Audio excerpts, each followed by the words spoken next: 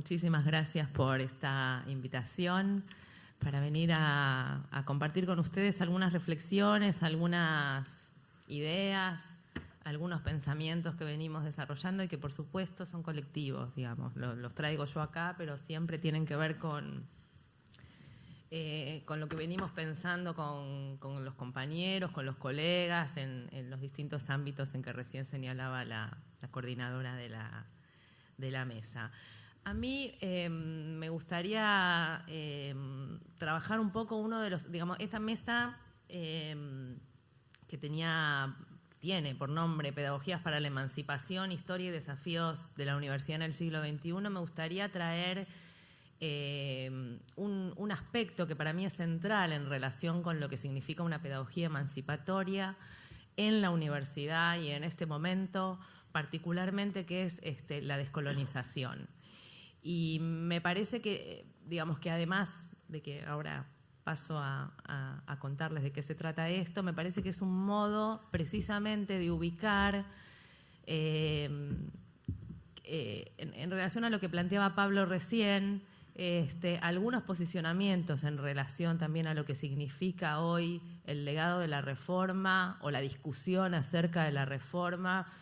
porque precisamente tiene que ver, cuando pensamos en una pedagogía en la universidad, no con el estudio de la pedagogía, sino con cómo trabajamos, cómo formamos, cómo generamos conocimiento, cómo producimos saber y cómo trabajamos con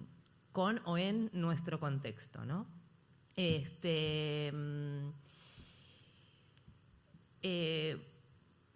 Yo creo que hablar de una pedagogía descolonizadora, y quiero ser acá enfática en relación a que estoy diciendo descolonizadora y no decolonial, y acá quiero hacer una referencia importante, es una necesidad política, es una necesidad ética del momento, que precisamente tiene que ver con la historia, y que tiene como varios sentidos, ¿no? O sea, la importancia de pensar en una pedagogía o en una universidad que pueda descolonizar y descolonizarse tiene varios sentidos. En primer lugar, quería decir que efectivamente tiene que ver con aportar a la construcción o aportar al resquebrajamiento de lo que los autores de la decolonialidad, con Aníbal Quijano, digamos, como precursor, digamos, de este movimiento y de esta escuela, tiene que ver con resquebrajar un patrón de poder que tenemos instalado, basado en el concepto de raza y que nos permea, digamos, las maneras de mirar el mundo, de actuar, y que permita, digamos, en ese resquebrajamiento poder configurar horizontes utópicos en la lucha contra estos saberes solamente eurocentrados o anglosajones que digamos, que nos muestran o que nos marcan, nos vienen marcando un modo de estudiar en las universidades entre otros ámbitos en donde lo colonial está absolutamente presente, o como dicen ellos, la colonialidad está absolutamente presente. Pero la opción por hablar de descolonización, de buscar construir pedagogías descolonizadoras en lugar del adjetivo de colonial, para nosotros tiene tres sentidos, digamos, importantes, ¿no? En primer lugar, porque nos parece que justamente al lado de lo que plantea la escuela o el movimiento Modernidad de Colonialidad, hablar de descolonización implica hablar de una categoría más amplia, que no solamente aborda o puede tomar como referentes autores de esta escuela, sino que puede tomar una cantidad de autores críticos de otros sures y de otros ámbitos que no necesariamente son el sur, pero que aportan pensamiento crítico y que nos pueden permitir y ayudar a pensar cómo nos hacemos más independientes, más libres, más autónomos. En segundo lugar, porque a nivel semántico, digamos, hablar de descolonización y de descolonizar remite a una acción, a un verbo, mientras que la decolonialidad no se puede conjugar. Con lo cual, para nosotros esto tiene un sentido fuerte, porque la verdad es que creemos que es precisamente un desafío al que estamos conminados, y eso significa acción, ¿no? Y por otro lado, porque además creemos que si bien los autores de la decolonialidad diferencian, y no podemos ser necios en esto, podemos coincidir en que hubo un momento político de la colonia que concluyó,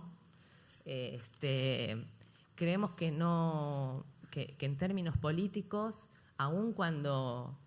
no estemos en el siglo XVIII, no podemos estar absolutamente seguros de que la colonización como proceso político haya concluido.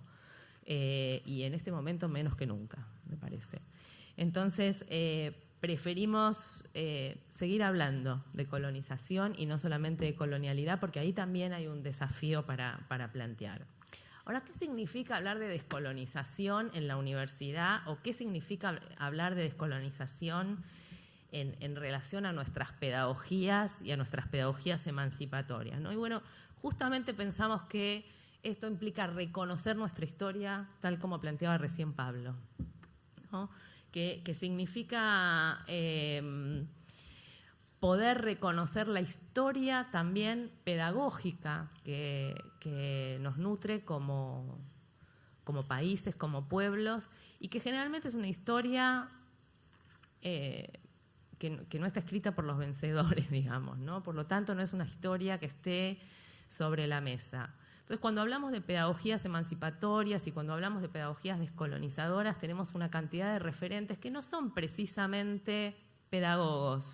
¿no? Pero que para nosotros han construido pedagogías y en tanto tal se tornan pedagogos, y ahí podemos hablar de referentes como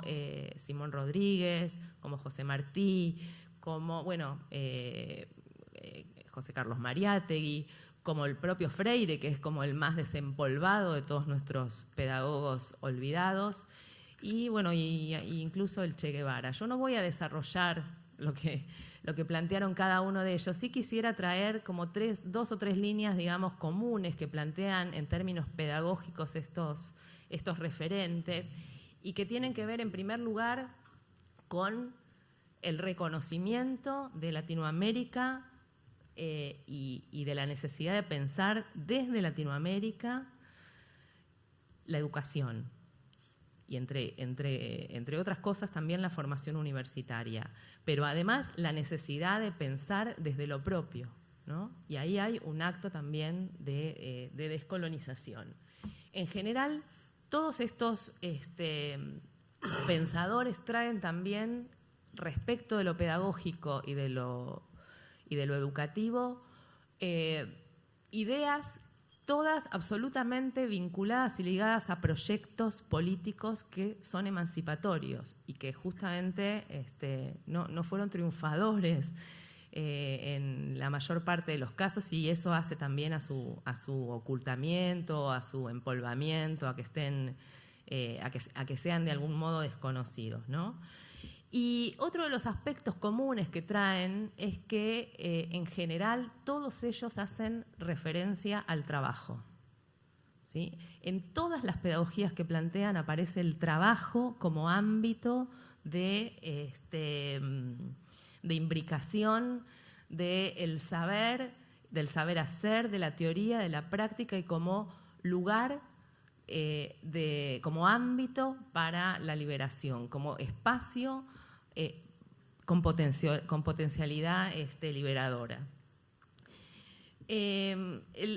hecho de traer, digamos, algunos de estos aspectos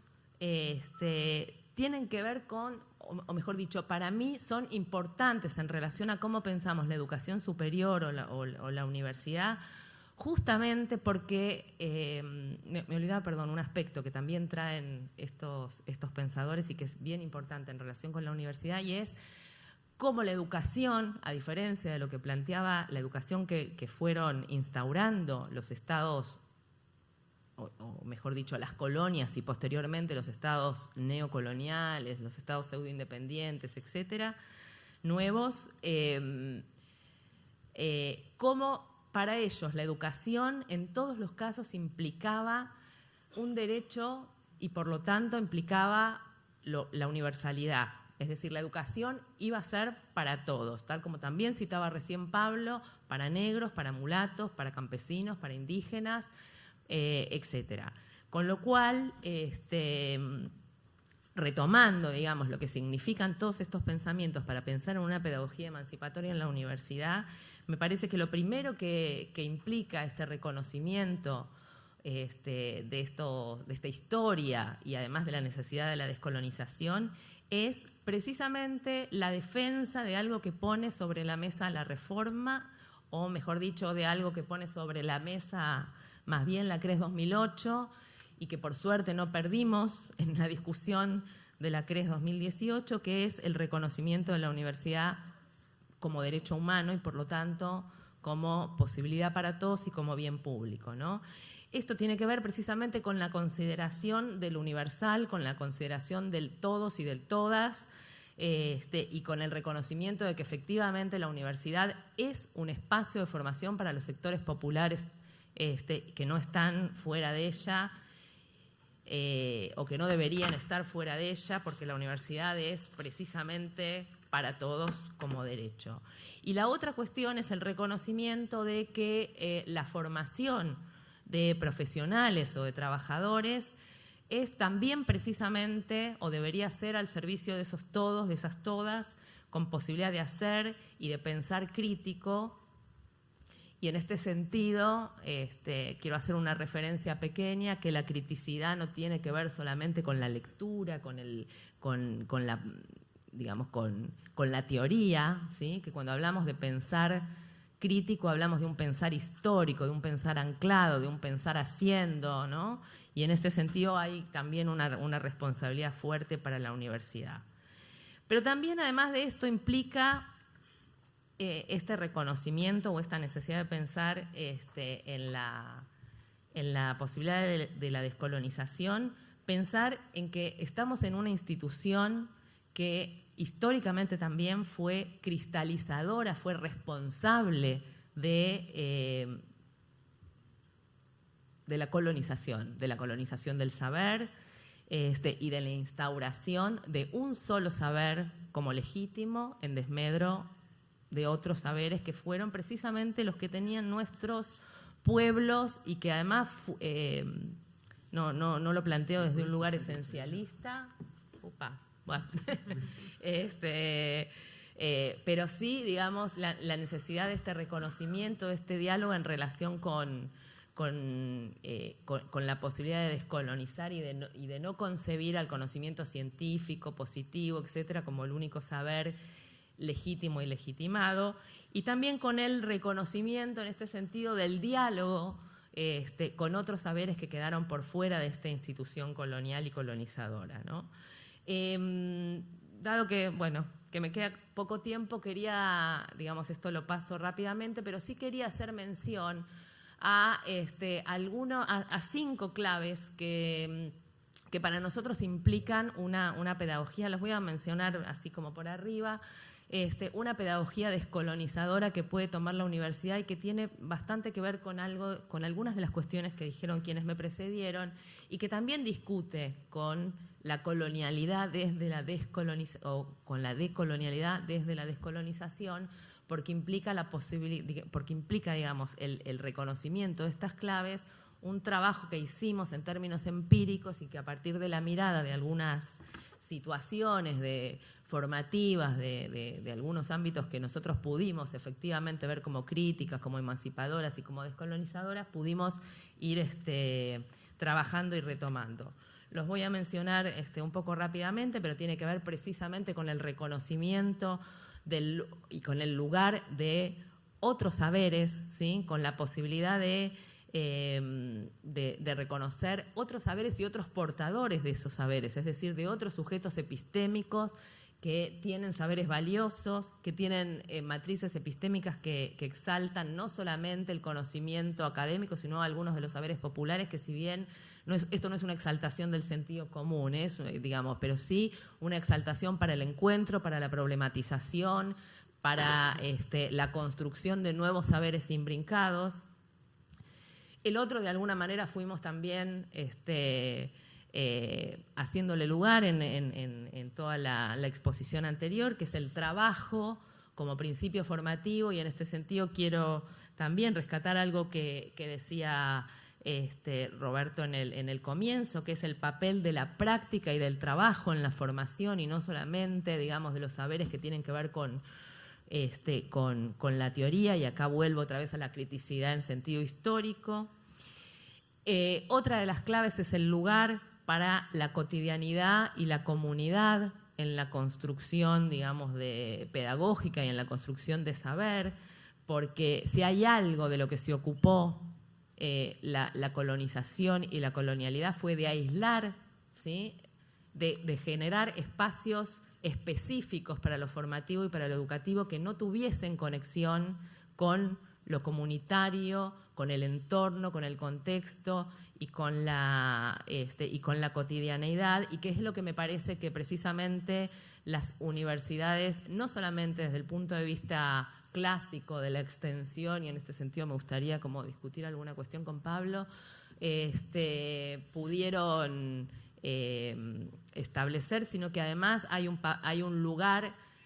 importantísimo para lo que son las nuevas concepciones de lo que hoy estamos, creo yo, mal llamando extensión, pero que tiene que ver con la vinculación con el territorio y el trabajo que estamos haciendo en muchas de las universidades viejas, pero sobre todo en las nuevas, en las del conurbano, en las de la provincia, que tienen este anclaje fuerte en su territorio. Y en este sentido yo quiero decir que precisamente acá está la discusión,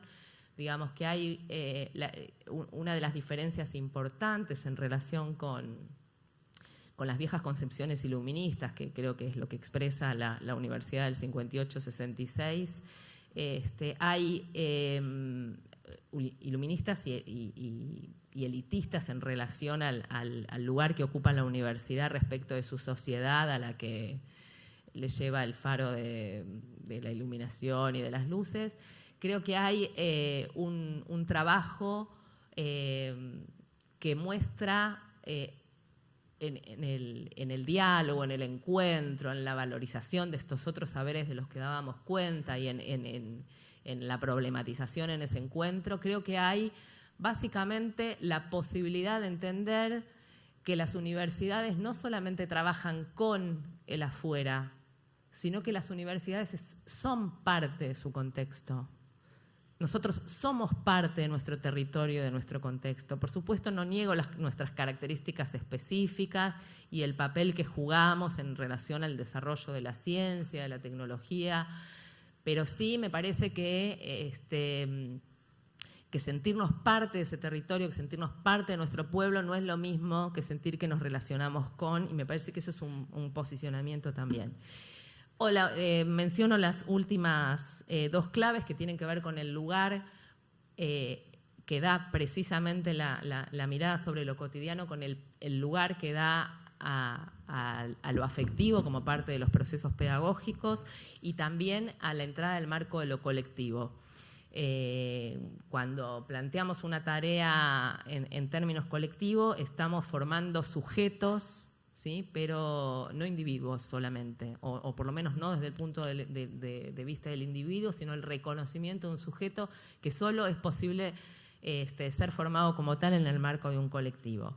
Solo para cerrar, decir que parecería ser que todo esto que yo estoy diciendo muy rápidamente, que le falta mucho desarrollo por ahí para terminar de hacerlo más inteligible, parece casi superfluo o secundario en el marco de la urgencia y de la gravedad que hoy nos está planteando la coyuntura, la tremenda y grave coyuntura que estamos viviendo en nuestro país y en las universidades en particular. Sin embargo, yo creo que la defensa de la universidad pública es precisamente la defensa de universidades comprometidas de este modo con su contexto, con su territorio, con su pueblo, trabajando de manera consustanciada y formando, digamos, produciendo conocimiento, generando saber, formando